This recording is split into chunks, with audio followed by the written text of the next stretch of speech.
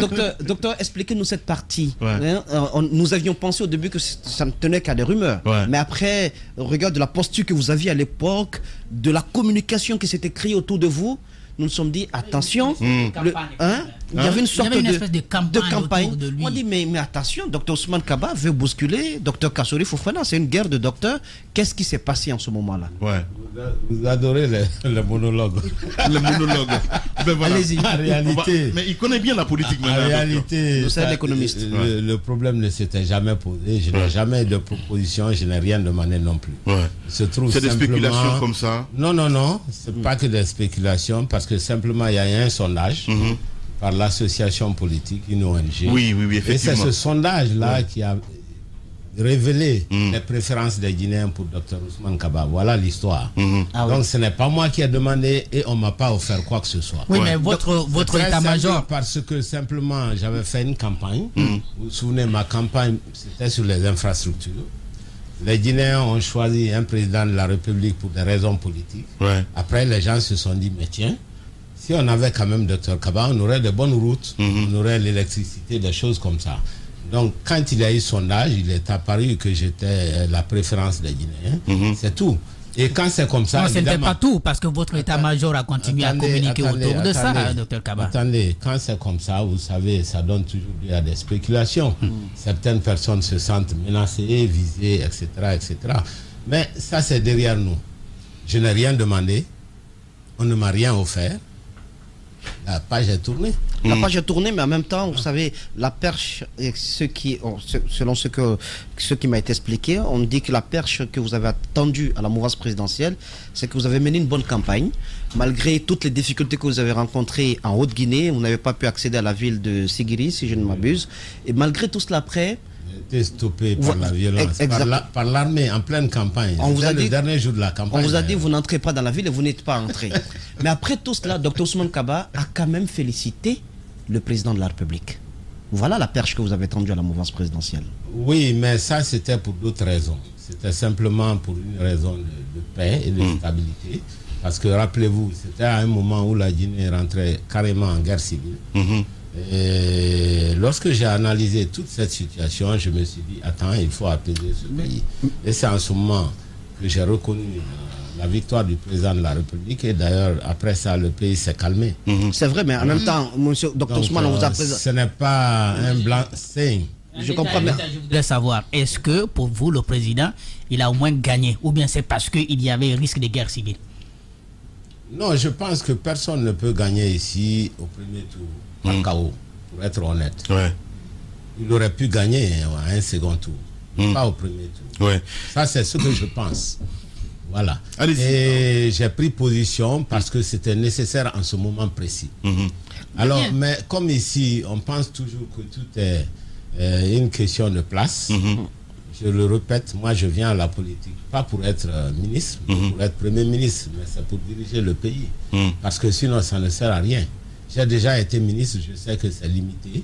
Votre impact est limité. Vous ne pouvez pas définir les grandes actions de la nation et vous ne pouvez pas les appliquer. Être Premier ministre, être Premier ministre n'est pas quand même n'importe quoi. Vous n'avez pas encore été Premier ministre. Ça ne sert à rien. Vous n'avez pas encore été Premier ministre dans ce pays. Dr Ousmane Kaba, on vous a présenté à l'époque donc où ces informations couraient que vous aviez demandé plus gros.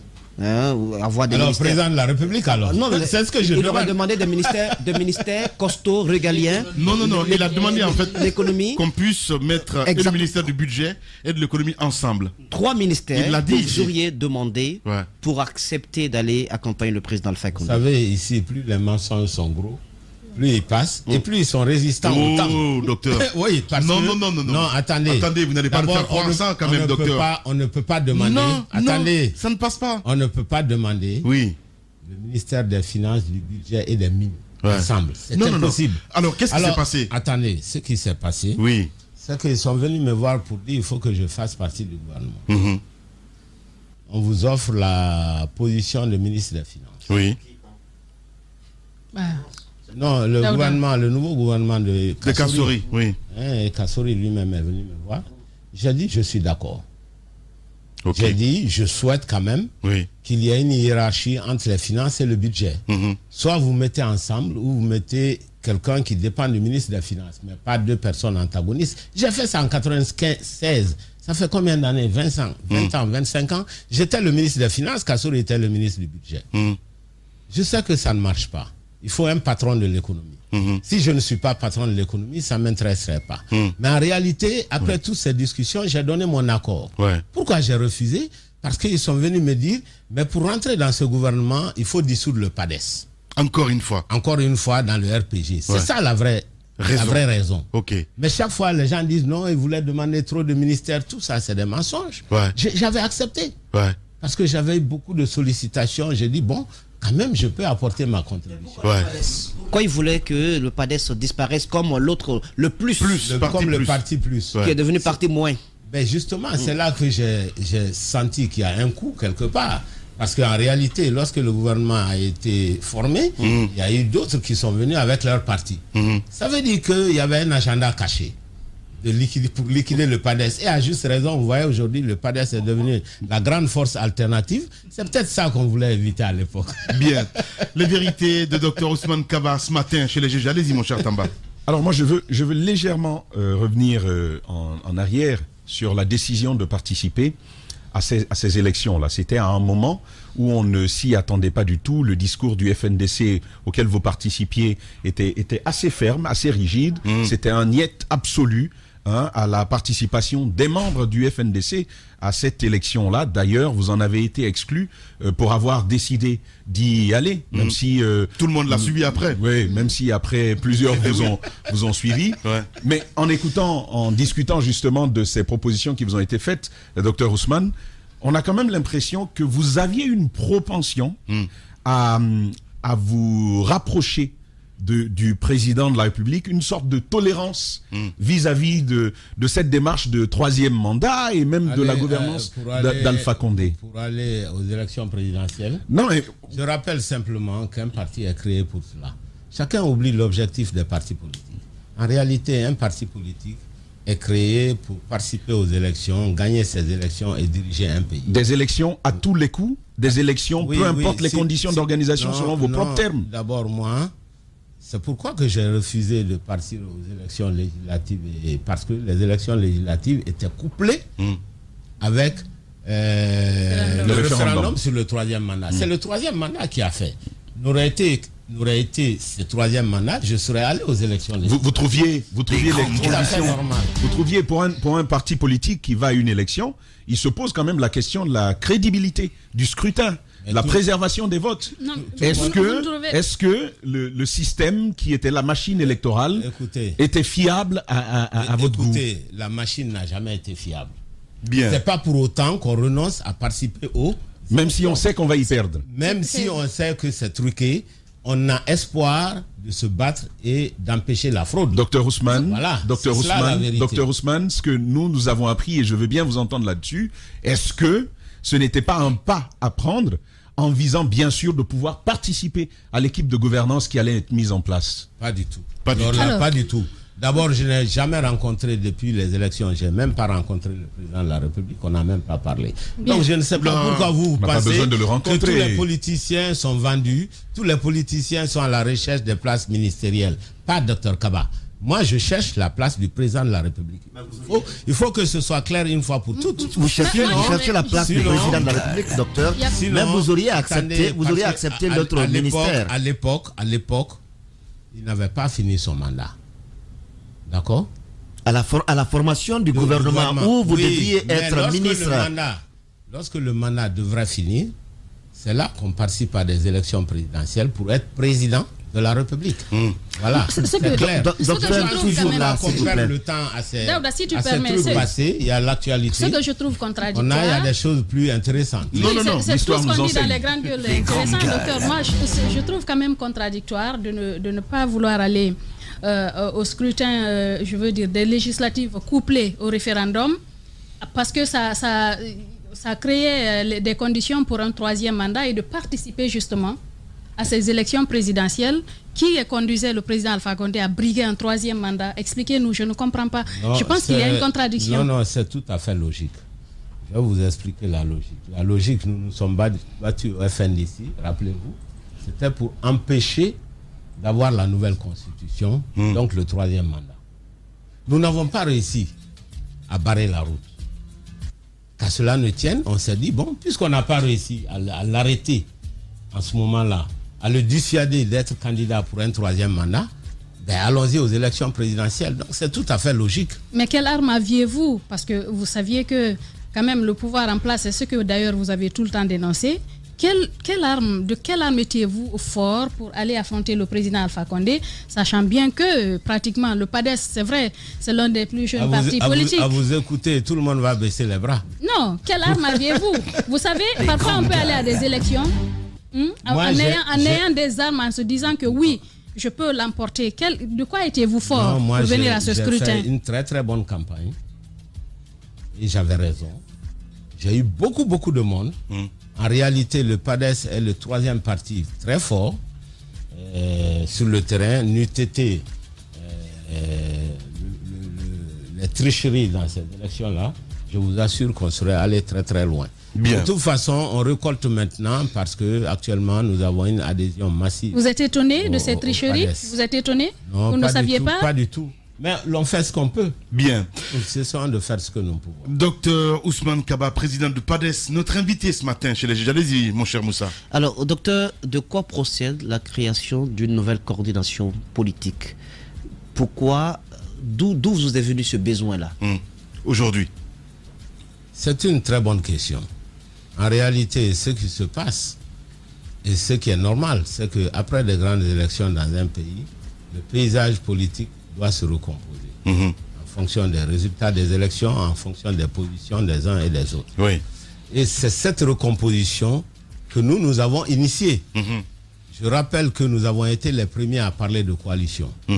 C'est lorsque nous avons contacté certains politiciens, ils se sont précipités au niveau de chef de file de l'opposition, qui lui est institutionnel.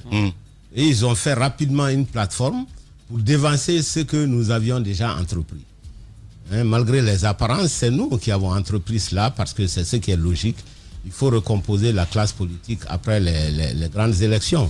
Aujourd'hui, il y a un besoin de clarifier les questions essentielles de la Guinée.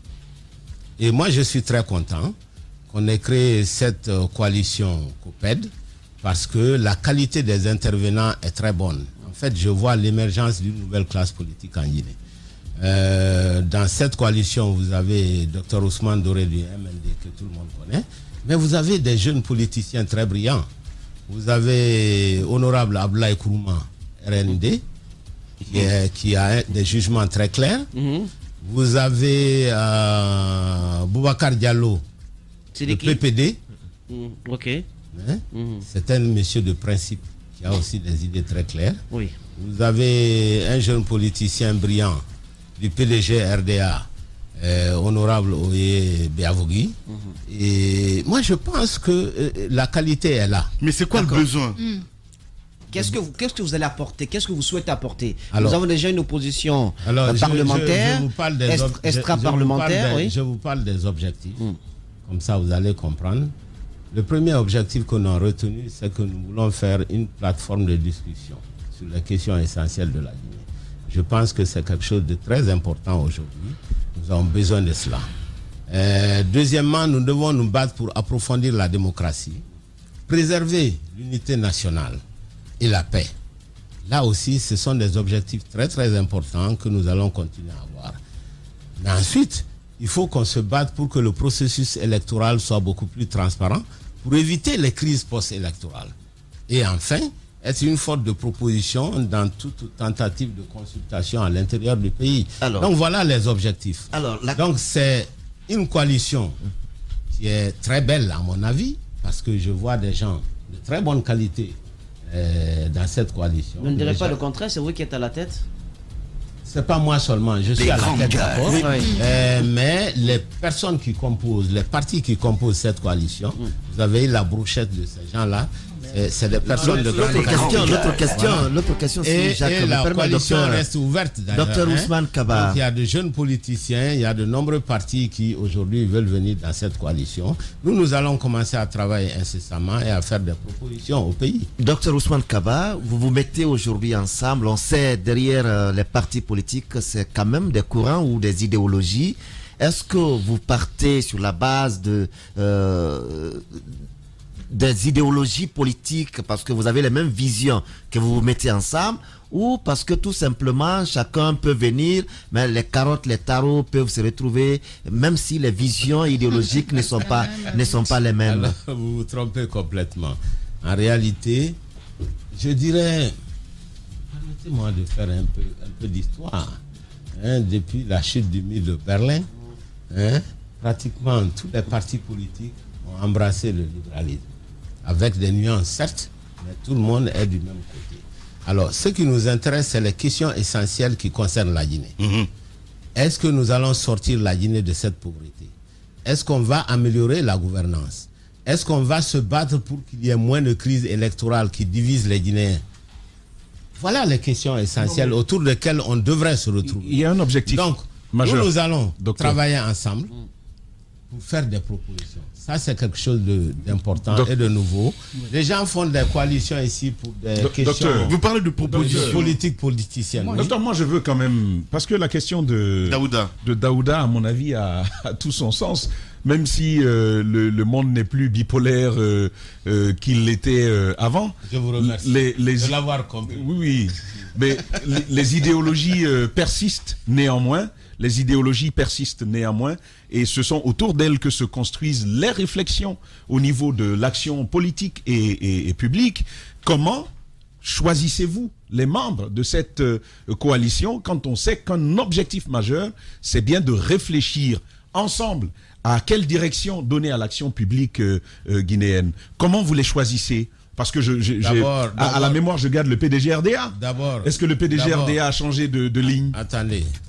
D'abord, ce n'est pas moi qui choisis. On se choisit les autres. C'est un groupe qui est formé, chaque parti est indépendant.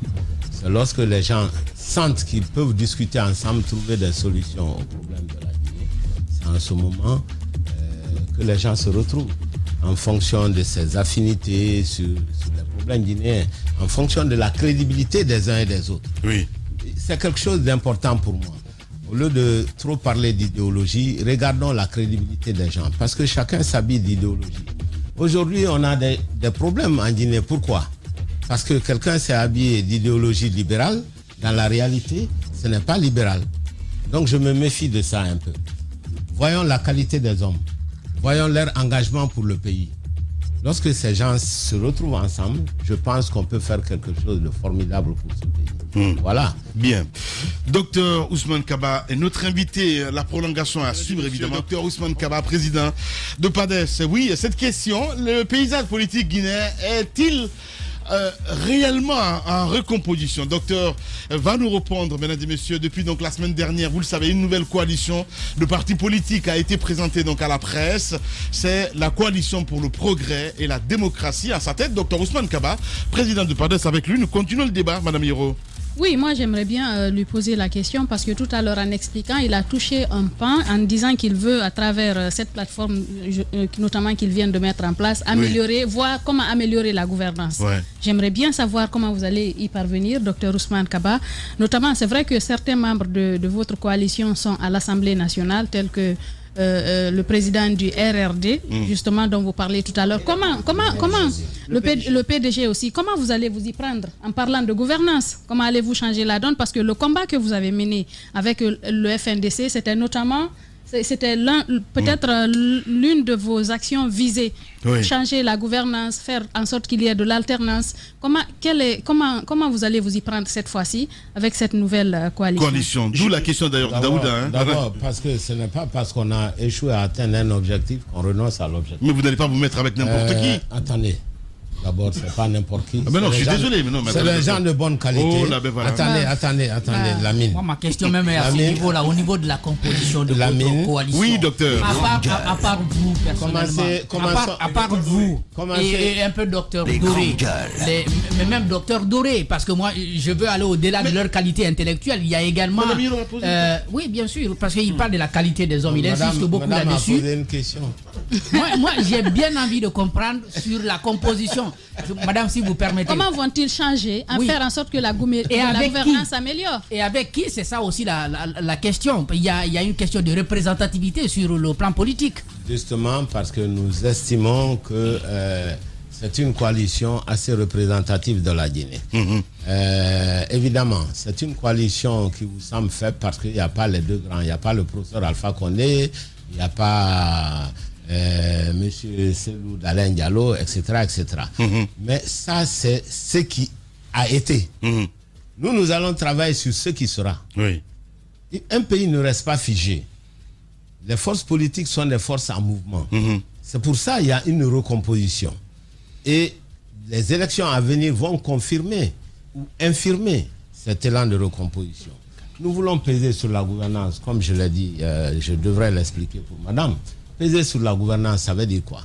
Ça veut dire faire des critiques objectives. Ça veut dire faire des propositions concrètes qui puissent influencer le gouvernement. Les gens pensent que la politique sert juste à parler. Mais vous vous souvenez, la dernière fois, lorsque j'ai démontré que le carburant, il n'y avait pas de subvention, ça a eu un impact. Et que c'était le mensonge. N'est-ce pas?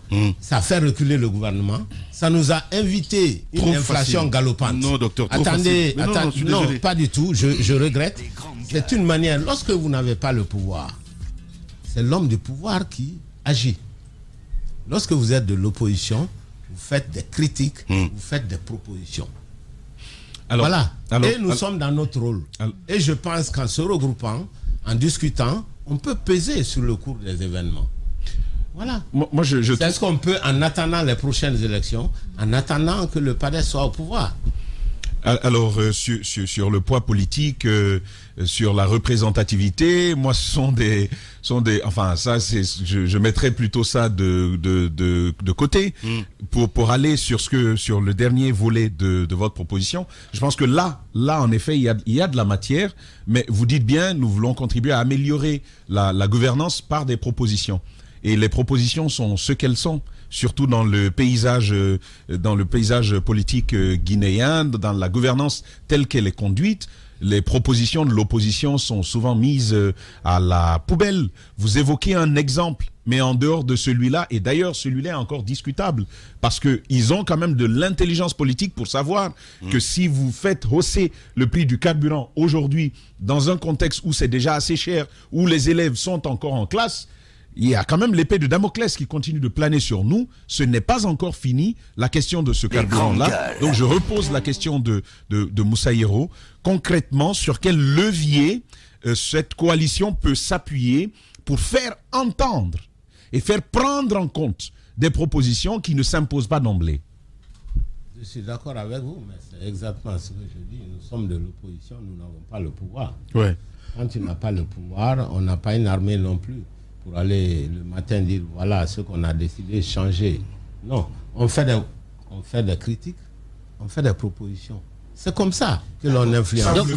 Et c'est les limites de l'opposition. Et c'est pour cela qu'on se bat pour arriver au pouvoir. Et on pense que les prochaines élections, nous allons être encore plus représentatifs de l'opinion en Guinée. Et ça, vous le faisiez déjà, docteur. Attendez, une seconde. C'est pourquoi la question de tout ça. Vous savez, moi je suis très... soyez un peu plus indulgents avec les représentativités en Guinée. Pourquoi? Tout le monde a vu les élections, comment ça se passe. Les élections ne sont ni transparentes ni crédibles. Donc en réalité, les partis politiques n'ont pas les vrais scores. C'est ce qui se passe en Guinée. Donc on est dans cela, mais ce n'est pas une raison pour baisser les bras. Il faut se battre, il faut continuer à se battre, il faut continuer à parler, il faut continuer à critiquer et à proposer. Différemment. Et lorsqu'il y aura de nouvelles élections, l'opinion publique aura déjà progressé. Bien. Docteur Ousmane Kaba, notre invité ce matin, allez-y. Deux questions. L'autre, c'est par rapport au dialogue. La coalition, la vôtre, est-ce qu'elle est prête à prendre part au dialogue en cours si la demande lui était faite, ou bien est-ce qu'elle va faire des pas dans ce sens-là? C'est la première question. La deuxième, nous avons trop entendu le Premier ministre et le Président de la République annoncer au peuple de Guinée que les temps qui s'annoncent seront difficiles. Oui. Ça, je parle d'économie maintenant. Récemment, du côté de Bokeh, on a entendu le président. En même temps, le slogan prospérité partagée n'a pas fait long feu. Ouais. Ça n'a pas duré longtemps. Après, on nous dit attention, les temps seront durs, les temps qui s'annoncent seront assez orageux, tout ça. Ouais. économiquement, comment est-ce qu'on peut expliquer cela? Et pourquoi c'est à nous, donc au peuple, qu'on dit soyez, comment on appelle, serrez la ceinture, soyez résilients? Qu'est-ce que cela signifie? Ça s'explique par quoi c'est tant dur? Les grandes gueules. D'abord, premièrement, vous avez posé la question sur le dialogue. Ouais. Personnellement, je suis favorable au dialogue, mais il faut en préciser les conditions. Sur le plan officiel, nous attendons que notre coalition discute pour prendre une position commune. Voilà, sur ce dialogue-là. Vous savez que le dialogue est souvent difficile en Guinée, parce que la moitié, une bonne partie de la classe politique est en prison déjà. Ça rend les choses extrêmement compliquées. Et il y a l'épée de Damoclès. Les uns sont interdits de voyager, etc. Et surtout, on met des gens en prison sans faire de jugement. J'ai toujours été contre cela. Et ce n'est pas de l'impunité qu'on veut encourager. Il y a eu de la violence, je le rappelle. Mais ceux qui ont été violents, c'est le rôle du gouvernement, de la police, de la justice, de les identifier et de les punir. Mais on ne peut pas prendre des gens, les embastiller pendant si longtemps, avec un temps de justice très long, et on ne peut pas cautionner ça. Ce pays a suffisamment souffert de l'arbitraire. Je crois que c'est notre rôle de défendre cela. C'est très très important. Ce n'est qu'une question de principe. Donc, c'est ça aussi qui risque d'entacher ce dialogue. Ceci dit, en venant à la question économique des temps durs, les temps sont durs, bien sûr que les temps sont durs.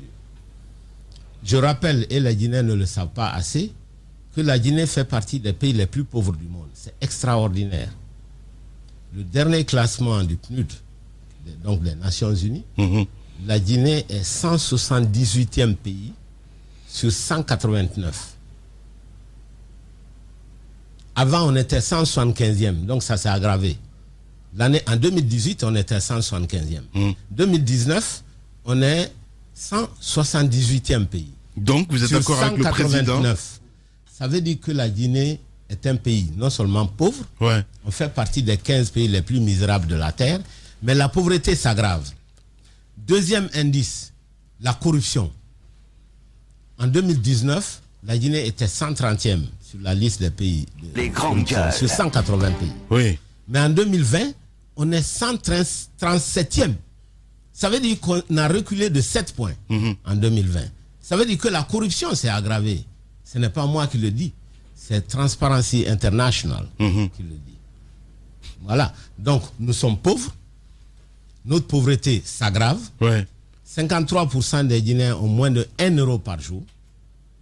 Nous sommes corrompus et notre corruption s'aggrave. Voilà l'état de la question. Alors, maintenant, on dit, vous allez souffrir. Mais on va souffrir. Pourquoi? Parce que déjà, l'année dernière, je l'ai dit, nous avons fabriqué trop d'argent, en partie pour supporter les élections. On a fait de la planche à billets. On avait 30 000 milliards de masse monétaire en circulation. On s'est retrouvé en fin d'année 2020 à 37 000 milliards. Une augmentation de 7 000 milliards de la masse monétaire. Ça fait 23%. C'est énorme. Même pour un taux de croissance de 6,50 à 7%. Donc on a une inflation potentielle d'une quinzaine de points. C'est pour ça qu'on a eu l'inflation en début d'année. Tout le monde a pu constater ceux qui vont au marché. Je sais que vous n'allez pas souvent au marché. Justement, parce qu'on parle même des flambées des prix de fer, de pointe, entre autres. Allez-y, Daouda Mohamed, s'il te plaît, Moussa. Tous les prix se sont envolés. Tous les prix, le gombo, le piment, d'ailleurs, dans le secteur de la construction, c'est encore plus visible. Le ciment de 42 et de 32, ce n'est plus le même prix. Le premier est vendu au prix du second. Le second a eu un surplus de 5 000 et des 10 000 francs de les grandes gueules. Les pointes, c'est la même chose. Bien. Donc, il y a un surplus. Il y a une inflation galopante. Alors, je vais simplifier pour que tout le monde comprenne. On dit, nous avons financé nos propres élections. Qu'est-ce qu'on a fait pour financer nos propres élections? En fait, on a fait de la planche à billets. 1000 milliards de l'argent. On a fabriqué de l'argent nous-mêmes. 1000 milliards en février. Sans avoir sa valeur à côté. Oui, exactement. 1000 milliards en octobre. Dans les 7000 milliards. Donc, on a fait la planche à billets. Alors, si c'était aussi simple, mais seulement, je vous dis, quelle est la sanction? Quand tu fais la planche à billets, tu as l'inflation. Autrement dit, si ce n'était pas comme ça, on a notre propre banque centrale. On se serait mis à créer de l'argent comme on veut. On n'aurait même pas besoin de bailleurs de fonds. Si c'était aussi simple. Pourquoi s'embêter avec le Fonds monétaire, la Banque mondiale, le PNUD, etc. Parce que nous, on peut fabriquer autant d'argent qu'on veut. Mais la limite, justement, c'est que quand vous fabriquez autant d'argent que vous voulez, les prix montent ou la valeur de votre argent baisse. Les deux définitions sont les mêmes. C'est ça l'inflation. Vous en parlez. On a vu récemment, il y a eu cette autre notation ou cette autre appréciation des institutions de Bretton Woods pour la Guinée, qui serait aujourd'hui à même de pouvoir bien se tenir les années à venir. On parle d'une économie résiliente. Résiliente, oui. Mais bien sûr, résiliente, ça veut dire une économie qui résiste au choc. Pour vos auditeurs, résiliente, ça veut dire de l'autre côté aussi que de l'autre côté aussi que la réserve permet de résister, parce qu'on dit quelque part de réserve made Africa can be strong. Non, de quelle réserve vous parlez? Réserve de change? Bien sûr. Ça, c'est juste 3 à 4 mois. C'est pour le court terme, ça. Prenons pas ça en compte. Mais là, vous posez un vrai problème. Simplement parce qu'en Guinée, nous avons un secteur minier qui a été dynamique. Ouais. Qui a eu un taux de croissance très fort de 18%. Mais ce secteur minier, c'est uniquement l'exportation de la bauxite. Je vais revenir là-dessus. C'est une exportation que les Guinéens ne s'enrichissent pas avec. Voilà ce que ça veut dire.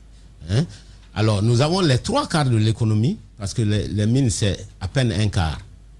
Les 3 quarts de l'économie, le taux de croissance, c'est 2,5%. C'est lorsque vous faites une moyenne pondérée que vous arrivez au 6, 5 à 7%. On dit en Guinée, il y a un fort taux de croissance de 7%. Mais le Guinéen moyen, sa croissance, c'est 2,5%, qui est en deçà de la croissance de la population. Autrement dit, la population guinéenne s'appauvrit. L'autre axe de la question. Par rapport à la bauxite. Par rapport à la bauxite, nous exportons de la bauxite. On est maintenant à plus de 80 millions de tonnes.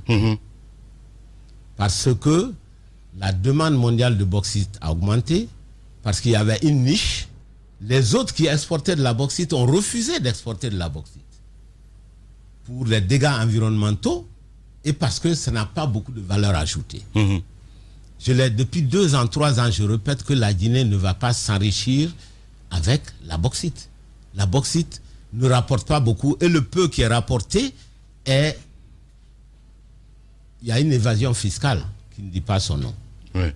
Alors, donc, la croissance bauxitique, qui est la croissance de la Guinée, ça nous permet d'exporter nos emplois.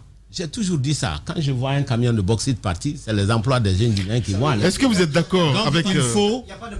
Il faut simplement faire fabriquer de l'alumine en Guinée. Je l'ai dit depuis des années. Ouais, mais c'est en cours quand on se réfère un petit peu en tout cas à la dernière sortie de Fadi Ouazni de SMB.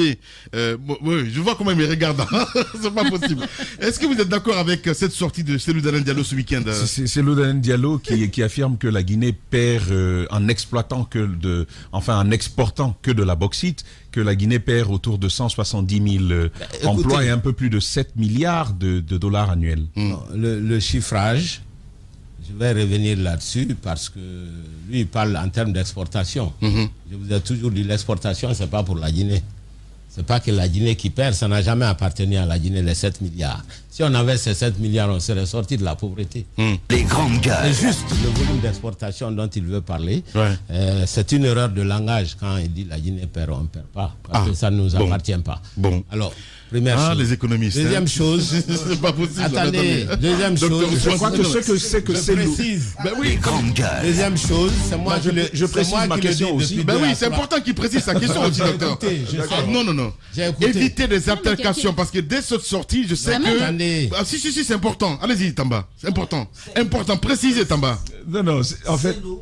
Cellou Dalein dit que la Guinée perd plus de 70 000 emplois et un peu plus de 7 millions de dollars, 5 milliards de dollars, rien qu'en exportant de la bauxite, de la terre brute. Ce qu'il essaie de souligner, c'est qu'on aurait pu l'exploiter et tendre vers l'alumine et peut-être l'aluminium. C'est ce qu'il voulait dire. Il a fait de répéter ce que j'ai dit depuis des années. Allez-y. Donc, il a raison. Docteur. Il a raison. qu'on perd de l'emploi. Ouais. C'est la vérité. Il a raison. C'est parce qu'on ne transforme pas la bauxite en alumine. C'est ce que je dénonce depuis des années, tout le temps. Je vous dis qu'on continue le pacte colonial. Un pays ne s'enrichit pas en exportant de la bauxite. Bien. Voilà. Docteur Ousmane Kaba. On perd de l'argent, on perd de la valeur ajoutée, et c'est tout à fait vrai. Bien. Allez-y, mon cher Jacques. Moi, je voudrais vous ramener sur les chiffres que vous avez évoqués tout à l'heure. C'est flou, bien entendu, de la pauvreté.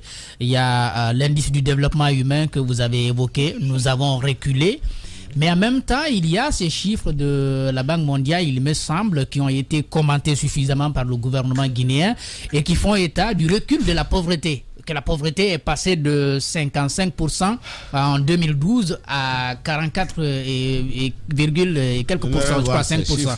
Alors, en ce moment, est-ce que finalement, pour vous en tant qu'économiste, à quel chiffre vous croyez? Ça, c'est la première question.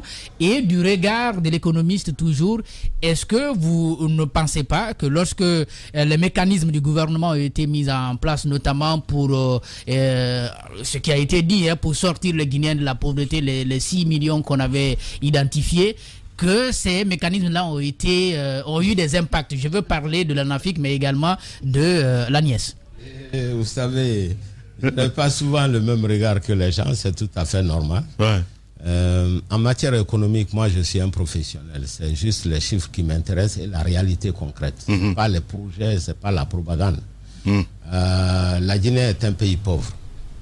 La pauvreté en Guinée s'aggrave. Ce qui est terrible d'ailleurs, c'est que lorsqu'il y a l'inflation, comme c'est le cas aujourd'hui, l'inflation réduit tous les bénéfices des luttes antérieures que vous avez menées dans d'autres secteurs. Oui. Et l'inflation frappe d'abord les plus pauvres de la nation. Je vous ai donné des statistiques, je ne vais pas revenir sur ces statistiques-là. Mais en réalité, les grandes gueules. Je vais vous dire quelque chose qui va vous surprendre. Ouais. Vous savez que le Mali tire dans le coton à peu près le même montant que l'ensemble des ressources minières de la Guinée, juste dans le coton. Oui. Le Mali fait 700 000 tonnes de coton. Ils ont gagné l'année dernière 328 millions d'euros. Si vous regardez l'apport de l'ensemble du secteur minier dans notre budget, on dépasse 350 millions de dollars. Les grandes gueules. Ouais. Et là encore, les ressources sont mieux partagées parce que c'est des milliers de paysans qui bénéficient de ça. L'argent des mines qui va dans le budget de l'État, combien de Guinéens en bénéficient? Voilà. Donc la pauvreté est un concept multidimensionnel. Qu'en est-il du projet coton en Guinée? Nous faisons aussi du coton ici, à Kankan. Alors, le projet coton en Guinée, c'est une catastrophe. C'est un projet qui a été mis en place en 1981 par le régime de général Lansana Conté, par les Français, CFD. En 81. Un moment, on était jusqu'à 40 000 tonnes, on est descendu à 20 000 tonnes. Aujourd'hui, vous savez à combien on est? 2 000 tonnes. 2 000 tonnes. C'est dû à quoi? Quand le Mali est à 700 000 tonnes. Regardez la différence entre 700 000 tonnes et 2 000 tonnes. Il n'y a pas d'investissement dans le secteur? Ouais, ça veut dire que, je vous donne un exemple, pourquoi ça ne peut pas marcher. Cette année, le projet coton à Kankan a besoin juste de 45 milliards. 45 milliards, c'est rien. Ça ne fait même pas le quart de ce qui est détourné par une seule personne que nous connaissons. Déjà. Donc 45 milliards, c'est rien. Les grandes gueules. L'État n'a pas donné cet argent. Donc on ne peut même pas acheter le coton que les gens ont dans les villages, en brousse, dans leurs plantations. Tout est en train de pourrir. Et le pire, c'est qu'ils se sont débrouillés pour envoyer 3 camions à Conakry de coton. Au port de Conakry. Il fallait juste 6 milliards pour les exporter. Ils n'ont pas pu avoir les 6 milliards. Avant que tout ne pourrisse, ces cotons sont retournés à Kankan pour être vendus aux Maliens. Il n'y a aucune volonté. C'est extraordinaire la Guinée. Alors quand on veut lutter contre la pauvreté et qu'on voit des projets comme ça qui font travailler des milliers de paysans, qui font les pistes rurales à l'intérieur du pays, on se dit de quoi on parle. Alors, qu'on ne parle pas d'autosuffisance parce que rien n'est fait pour cela. Qu'on ne parle pas de prospérité partagée. On n'a pas de prospérité. On n'a que la misère à partager. Ah ouais? Absolument. Donc? Puisque la Guinée devient de plus en plus pauvre. Donc ça ne marche pas. Soyons concrets. Le recul de 10% de pauvreté, vous n'y croyez pas? C'est des histoires ça. Soyons concrets. Si ce recul a existé, il est balayé par la récente inflation. Déjà pour commencer. Il y a quand même... Alors, je dis, ce qu'on doit faire, on doit faire des projets spécifiques qui marchent. On doit faire travailler les Guinéens. Dans l'agriculture, il faut se méfier des discours. Les grandes gueules. J'ai entendu le discours d'autosuffisance. Ça m'a fait rire. On nous a donné un délai de 2 ans, je pense. Dans 2 ans, docteur, vous pouvez être rassuré, vous n'importerez plus de riz de l'étranger. D'abord, s'il le dit dans 2 ans qu'on sera autosuffisant, je pense qu'en tant que président de la République, il le pense sincèrement, c'est ce qu'il souhaite en réalité. Mais moi, en tant qu'économiste, je peux vous répondre tout droit que dans 2 ans, vous ne serez pas autosuffisant. La Guinée ne sera pas autosuffisante. Je peux vous l'affirmer 100%. Pourquoi?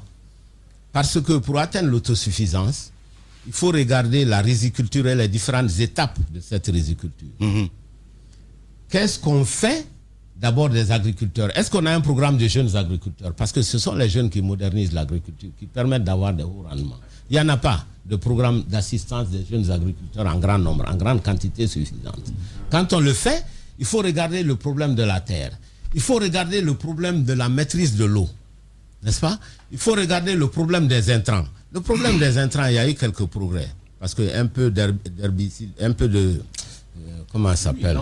D'engrais. Il y a eu un peu d'engrais, etc. Mais ce n'est pas du tout suffisant. Il y a le problème des semences. Là aussi, il y a eu quelques efforts dans les centres de recherche. Mais il faut faire beaucoup plus. N'est-ce pas? Il y a le problème de la préparation du sol. Il y a tout le problème de la machinerie agricole. Il faut faire venir des tracteurs, pas comme je le fais, on le voit là tous les jours. Il faut signer des contrats, il faut faire des écoles, il faut envoyer les pièces détachées. Et je vous parle de mon expérience personnelle. Moi, j'ai fait beaucoup de riz. J'ai fait 130 hectares de riz en une fois. Et ma moissonneuse batteuse est tombée en panne. C'est une catastrophe. On n'avait personne pour réparer, il n'y avait pas de pièces détachées. Vous savez, quand vous faites ça avec le riz tombe, les épis, n'est-ce pas? Vous perdez une bonne partie de votre récolte. Donc j'ai plusieurs fois dit au président de la République, même lorsque j'étais conseiller, monsieur le président, je vous en prie, ne prenez pas des tracteurs comme ça. Signez en même temps des contrats de formation des mécaniciens, faites venir des pièces détachées pour accompagner.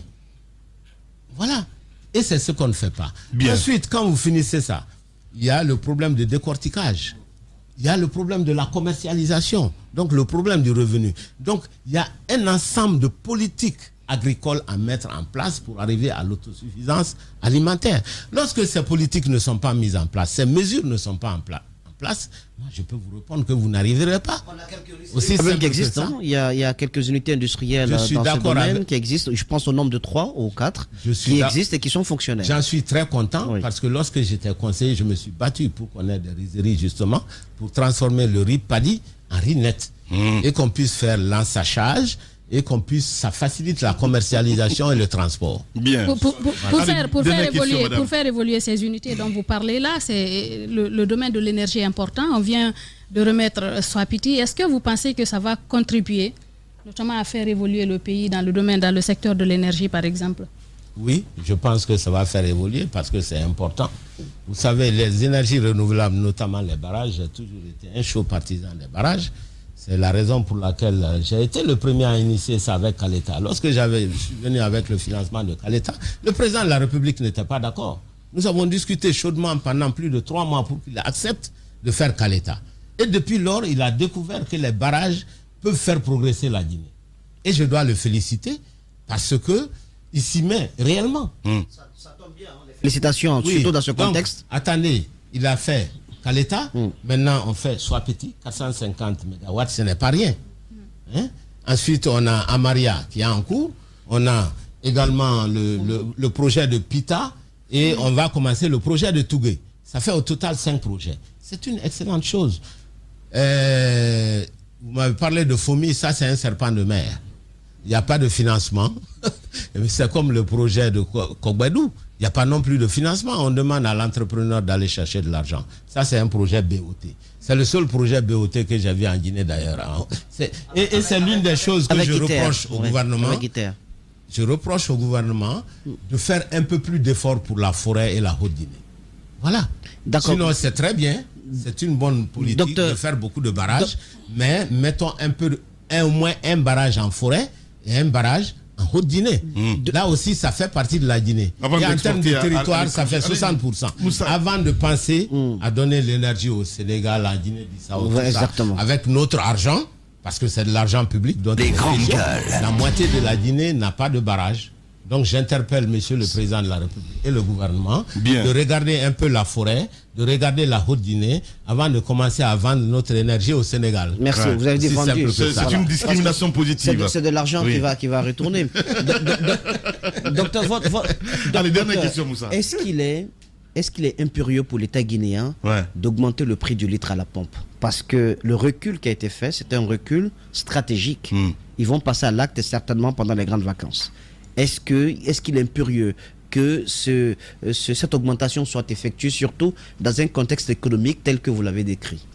Écoute, moi je l'ai dit, je ne serais pas, si j'étais membre du gouvernement, j'allais reporter. Et c'est ce que j'ai dit, heureusement qu'ils l'ont fait, parce que simplement, nous avons une inflation significative. Lorsque vous ajoutez l'augmentation du prix du carburant, l'inflation va être une inflation galopante. C'est-à-dire qu'elle va être très forte. Et n'oubliez jamais, je l'ai dit tout à l'heure, lorsqu'il y a inflation, vous avez un recul au seuil en ce qui concerne la pauvreté. Vous avez un grand recul avec l'inflation. Ça balaye tous les efforts que vous avez faits dans les autres secteurs. Aujourd'hui, lorsque un citoyen achète 1 litre de carburant, l'État ne subventionne pas. Parce que simplement, chaque litre de carburant pour l'importer, ça coûte 5108 francs guinéens. 5108 francs guinéens. L'importation. Le coût d'entreposage et de magasinage, c'est 1505 francs guinéens. Et l'État en tire dans diverses taxes 2367 précisément. C'est la somme de ces trois-là qui font les 9000. N'est-ce pas? Donc ça veut dire qu'il n'y a pas de subvention. Pour chaque litre, pour chaque 100 francs vendus de carburant, l'État empoche 26 francs. 26% aujourd'hui. Donc ce que je dis d'abord, il faut qu'on arrête l'intoxication. Il faut dire la vérité aux Guinéens. Ne dites pas aux Guinéens on subventionne le carburant parce que c'est faux. L'État n'a jamais subventionné le carburant. Le secteur de l'énergie. Deuxièmement, subventionné. c'est pas la même chose. Oui. EDG, par exemple, est subventionné. EDG est subventionné, mais pas le carburant. Le carburant, l'État gagne toujours de l'argent. L'État devrait dire, écoutez, je ne gagne que 2367 francs. J'ai besoin de gagner plus pour boucler mon budget. Déjà, il y a la transparence et la sincérité. D'accord? Alors, vous me répondez, vous me demandez, certainement, ils avaient fait des prévisions importantes dans leur budget avec l'augmentation du carburant. Ça fera un trou. L'autre élément de la question, c'est que j'ai vu un peu le budget 2021, ils sont à 3% de déficit. Ce que je trouve dommage, en période de pandémie, tous les pays augmentent le déficit pour pouvoir redémarrer la machine économique. Et ça fait partie de ce calcul, justement, de recettes. Donc, moi, je pense qu'il ne faut pas augmenter le prix du carburant pour le moment parce que l'inflation est très élevée. L'État n'a qu'à chercher d'autres sources de financement de son budget, notamment le secteur minier qui est totalement, une bonne partie du secteur minier exonéré. Voilà. Bien. C'est ma réponse. Docteur Ousmane Kaba est notre invité ce matin chez les GG sur Radio Espace. Nous passons à cette petite rubrique. Les grandes gueules. La minute, oui ou non. Un feu roulant de questions avec une seule réponse possible. Oui ou non. Langue de bois. S'abstenir, je suis très surpris ce matin parce qu'il n'en a pas du tout l'air. Docteur Ousmane Kaba, président de PADES, il est notre invité, oui ou non, Madame Yoro? Oui ou non, docteur, à cette allure, récemment on a vu le président qui a inauguré le chemin de fer du côté de Dapilon disant qu'il a fini avec l'opposition. Oui ou non, aujourd'hui, il n'y a pas d'opposition forte qui puisse tenir tête au pouvoir en place en Guinée? Oui ou non? Oui ou non? Il y a une opposition. Il y a une opposition. Forte? Oui. Bien sûr qu'elle est forte. Seulement, je dis, il faut se méfier. L'opposition, généralement, n'arrive pas à terrasser les gouvernements en Afrique. C'est la société civile. Ce n'est pas parce que vous avez maîtrisé une opposition qu'elle n'est pas très vocale. Donc, vous êtes d'accord qu'il a maîtrisé l'opposition aujourd'hui? Oui? Pour partie. Ok, allez-y. Et malheureusement pour partie, parce qu'il ne faut pas le faire avec la violence. Allez-y. Alors oui ou non, on peut continuer d'espérer de meilleures retombées de cette gouvernance après 10 années à la tête de l'État guinéen? Oui ou non? Oui ou non? Si les réformes sont faites, mais je ne le crois pas. Voilà, donc non. Allez-y, mon cher Moussa. Oui ou non?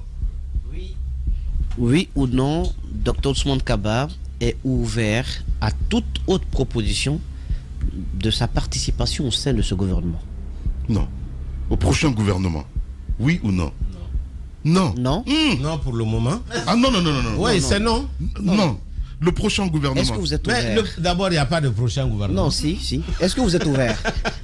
Nous apprenons qu'il va changer bientôt. Est-ce que vous êtes ouvert à toute proposition de participation? Je vous ai dit que nous sommes des partis de dialogue. On va participer à tous les dialogues. Mais je ne suis pas à la recherche de portefeuille militaire. Non, vous n'êtes c'est pas pas la la question. Vous n'allez pas demander. Question, mais est-ce que vous êtes ouvert? Oui ou non, si demain on vous propose... Je ne le pense pas, parce que mes conditions sont difficilement acceptables. Mais si, voilà. Si les conditions sont réunies, oui. Je ne le pense pas. À condition qu'on ne touche pas au PADES, vous pouvez prendre part. Non, ce n'est pas que le PADES seulement.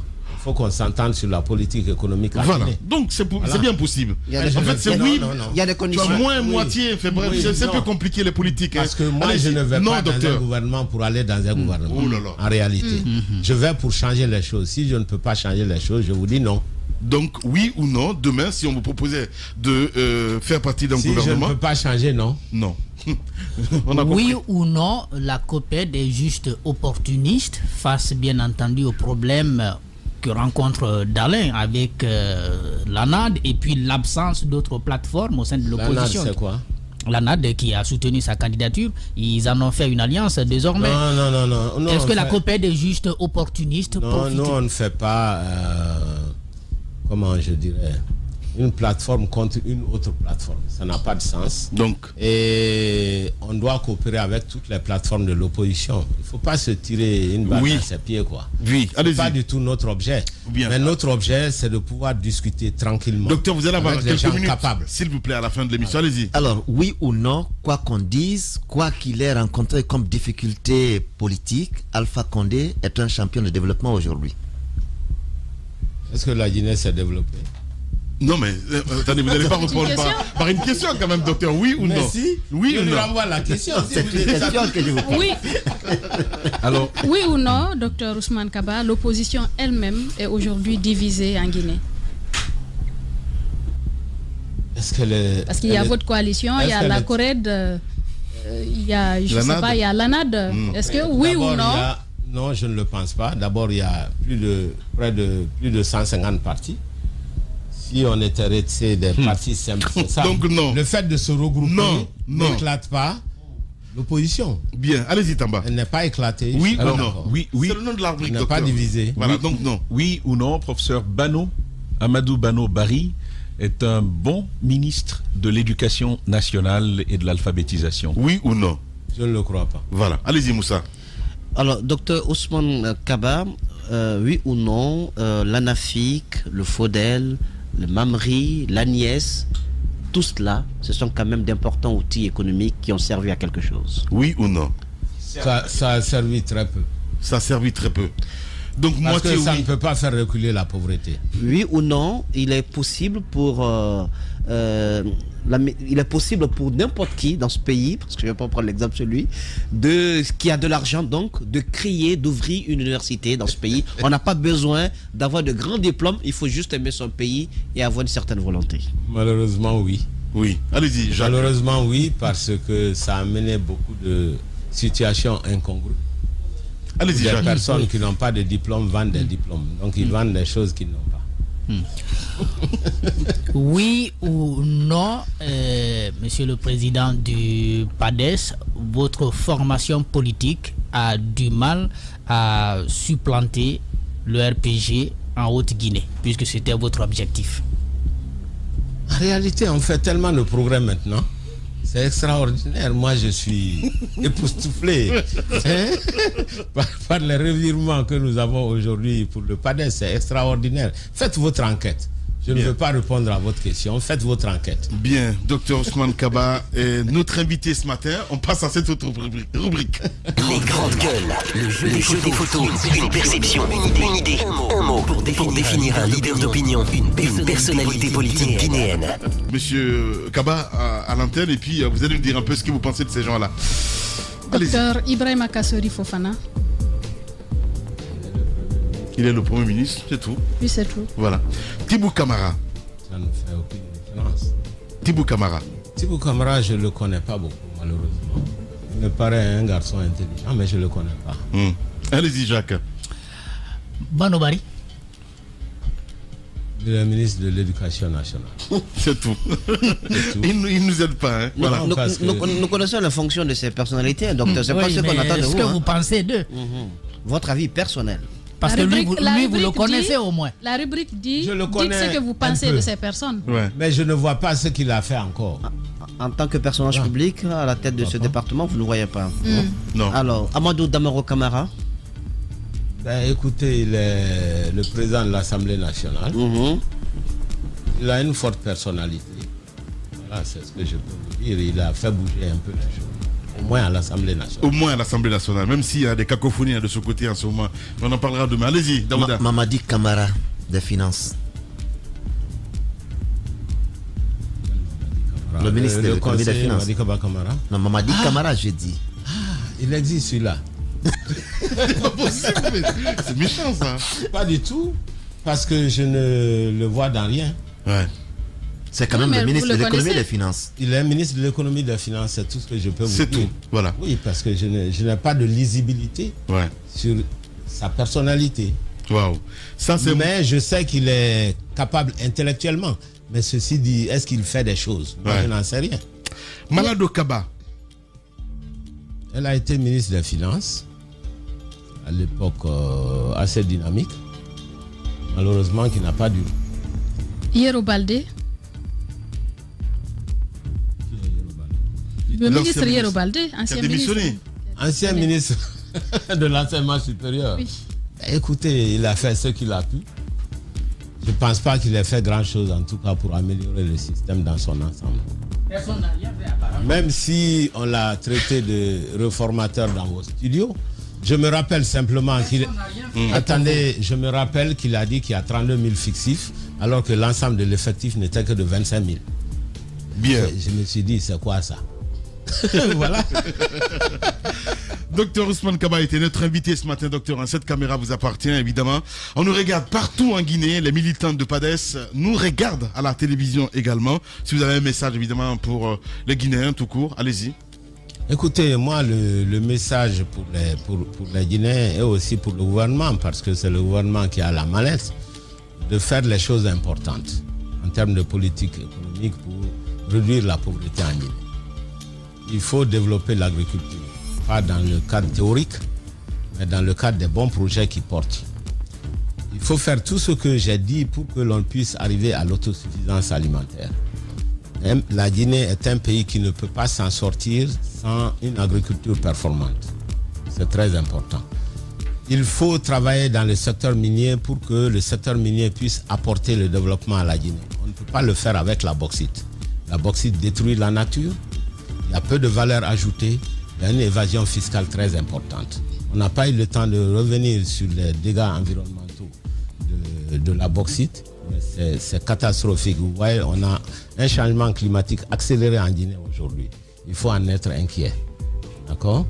Et il faut que le gouvernement travaille pour mettre en place des infrastructures. Je reviens là-dessus. On ne peut pas développer un pays sans route. Malheureusement, le professeur Alpha Condé a beaucoup dépensé dans les routes sans résultat parce qu'il n'y a jamais eu de contrôle. Il y a eu énormément de corruption et jamais de contrôle. Ça a été la catastrophe. Il faut continuer l'investissement dans l'énergie parce qu'il y a eu beaucoup d'efforts, mais il faut continuer et prendre en compte la Guinée forestière et la Haute-Guinée. C'est essentiel parce qu'on ne peut pas développer l'intérieur du pays, on ne peut pas lutter contre le chômage s'il n'y a pas ces infrastructures de base. Je dirais à ce pays qu'il faut investir dans l'éducation. Encore aujourd'hui, nous dépensons 13% seulement de notre budget pour l'éducation. Tous les cycles confondus. Tous les cycles confondus, seulement 13%. Les autres pays autour de nous sont entre 35 et 40%. Vous voyez la différence? Ça veut dire que la Guinée n'investit pas suffisamment dans l'éducation. C'est fondamental pour ce pays. Il faut investir dans la santé. Voilà le message que j'ai. C'est un message de développement. Mais ce message de développement ne peut pas progresser s'il n'y a pas la paix politique, s'il n'y a pas l'inclusion politique, s'il n'y a pas la transparence des élections, s'il n'y a pas un dialogue, mais un dialogue sincère qui va inclure tous les acteurs. Et surtout qu'on arrête d'emprisonner les hommes politiques. Franchement, qu'on arrête ça. Bien. Le pays a assez souffert. Ça suffit maintenant. Bien, ça suffit maintenant. Le grand oral, le docteur Ousmane Kaba, était notre invité ce matin, mesdames et messieurs.